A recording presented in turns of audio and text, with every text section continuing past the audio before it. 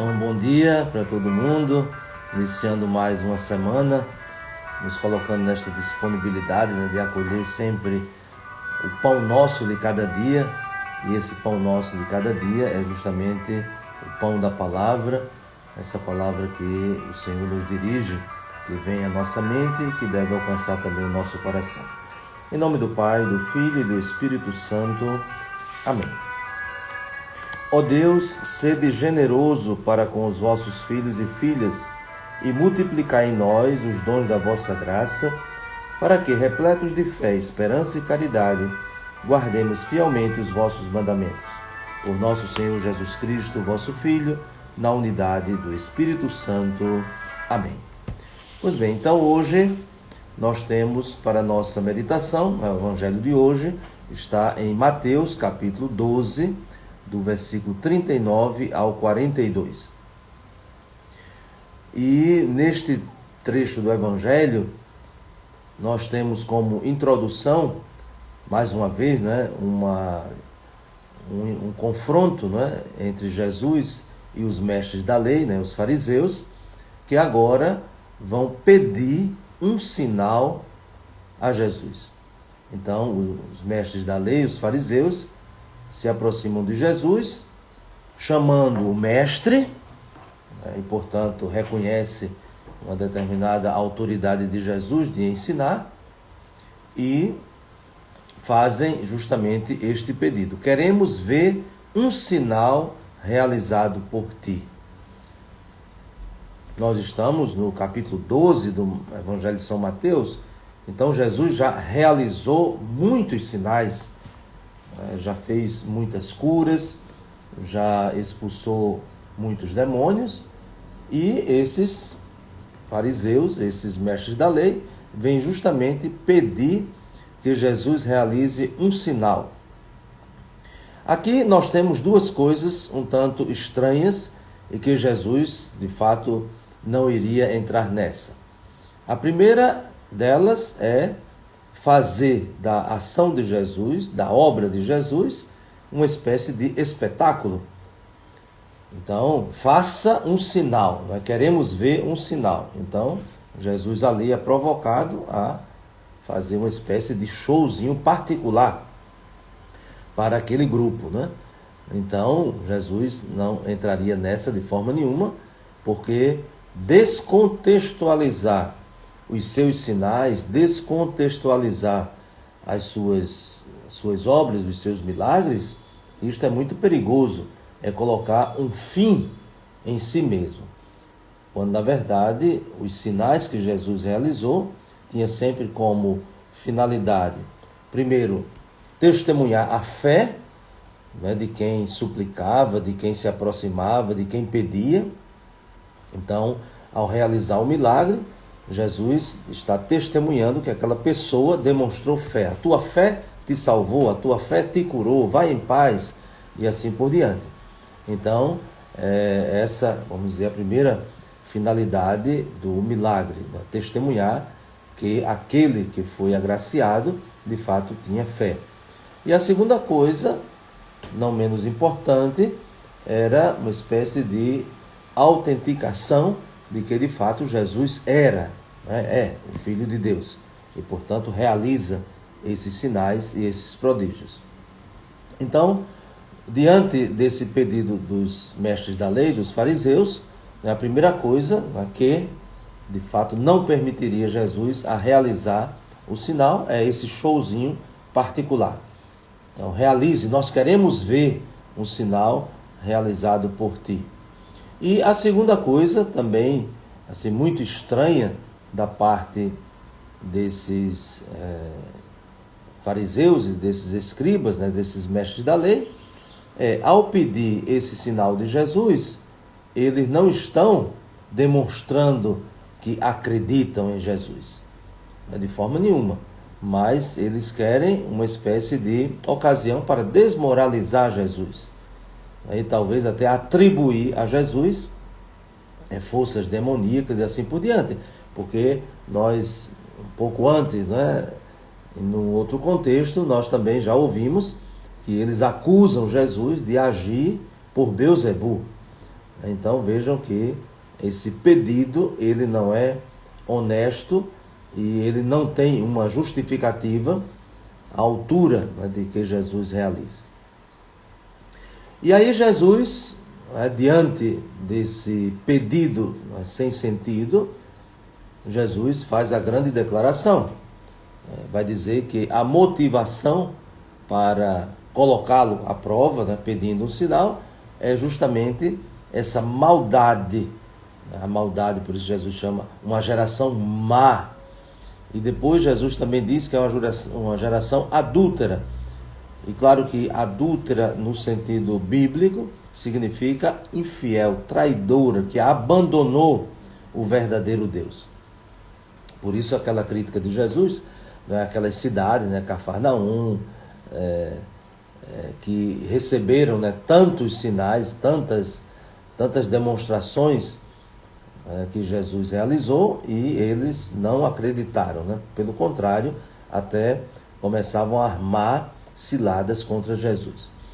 E aí Jesus, diante, né, desse pedido, desmascara, né, deixa muito em evidência a motivação, né, inconsistente, mas diz: vocês estão pedindo um sinal? Então o sinal será. E qual é o sinal que Jesus dará? Aí ele faz uma referência a algo muito conhecido, né, da tradição do profeta Jonas.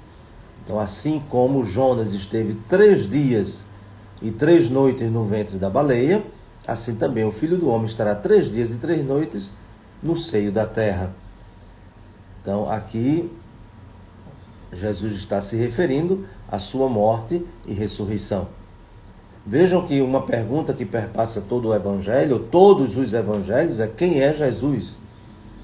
Então, não é possível, não é, responder de forma coerente, completa, a pergunta quem é Jesus, se não se chega ao momento da grande revelação, que não está numa cura de um aleijado, na cura de um doente, na multiplicação dos pães, nos exorcismos, né? Isso ainda é meio caminho. Todos esses sinais, todos esses prodígios, todas essas ações que Jesus realizou, né, para mostrar e testemunhar, né, que é Filho de Deus, não são ainda suficientes. É preciso chegar até o final do caminho, porque o final do caminho será a grande revelação, a sua morte e ressurreição. Por quê? Porque se ficarmos, né, buscando nesses sinais de milagres, de exorcismos, como já lembramos aqui, né, tantos deles de curas e assim por diante, então nós podemos ter uma visão reducionista de Jesus e de sua missão. Para termos uma visão mais completa, é preciso chegar até a cruz, chegar até o momento, né, onde de fato Jesus testemunha a sua fidelidade. Jesus testemunha, né, que está cumprindo, realizando a vontade do Pai. E isso se dá justamente no momento da cruz, a sua paixão, a sua morte e a sua ressurreição. E por isso Jesus diz aqui que só este sinal será dado. Porque se não acreditar, né, neste sinal, ou seja, na paixão, na morte e ressurreição de Cristo, então não se terá um conhecimento da pessoa de Jesus, um conhecimento da sua missão. Por quê? Porque até então havia, até num consenso, um reconhecimento de Jesus com 2 características muito fortes. Então, quem é esse homem? Então, um grande profeta que surgiu entre nós. Quem é este homem? Mas que sabedoria extraordinária ele tem. Até se escandalizavam, até em Nazaré, quando perguntavam: mas ele não é filho de Maria? Nós não conhecemos aqui todos os seus parentes? E de onde lhe vem tanta sabedoria? Então Jesus era reconhecido também como um mestre, um sábio que ensinava com autoridade. Por isso que Jesus aqui, diante não é, desta provocação, né, porque eles querem um sinal justamente para que Jesus comprove, né, quem ele é.